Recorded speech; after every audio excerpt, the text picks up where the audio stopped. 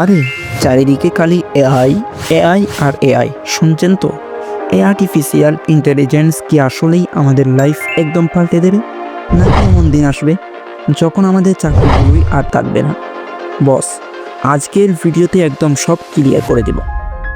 AI এখন কি করছে, সামনে কি করবে, আর আমাদের কি করা উচিত।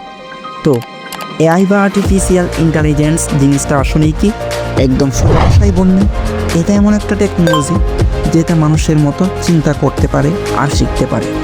যেমন বলেন চ্যাটজিপিটি, যা আপনার সব প্রশ্নের উত্তর চটপট দিয়ে দিবে, যা কিনা আপনার কথা শুনেই দারুণ সব ছবি এঁকে ফেলে। অথবা ধরেন সেই সেলফ ড্রাইভিং গাড়িগুলো, কিন্তু এগুলো চলে কীভাবে? ব্যাপারটা হলো এআই মূলত কোটি কোটি ডেটা ঘেটে সেখান থেকে বিভিন্ন প্যাটার্ন বা নিয়ম বের করতে শিখে। যত বেশি ডেটা, এআই তত বেশি পাওয়ারফুল আর বুদ্ধি। এবার আসি আসল কথায়, এআই কি আমাদের চাকরি খেয়ে ফেলবে? দেখুন, কিছু রিসার্চ বলছে 2030 সালের মধ্যে প্রায় 80 কোটি চাকরি এআই এর কারণে হাওয়া হয়ে যেতে পারে। বিশেষ করে যে কাজগুলো বারবার একই রকম করতে হয়, যেমন ডেটা এন্ট্রি, কাস্টমার সার্ভিস, এমনকি গ্রাফিক্স ডিজাইনের কিছু অংশ। কিন্তু গাফলানো কিছু নেই, কারণ এআই যেমন কিছু পুরানো চাকরি কমাবে, তেমন একদম নতুন নতুন কাজের সুযোগও তৈরি করে দেবে। যেমন AI trainer, data scientist, AI ethics expert, এরকম আরও কত কি। তাহলে এই এআই যুগে টিকে থাকতে হলে আমাদের কি করতে হবে? প্রথম কথা, এআইকে ভয় না পেয়ে বরং নিজের কাজের সঙ্গী বা পার্টনার হিসেবে ভাবতে শিখুন।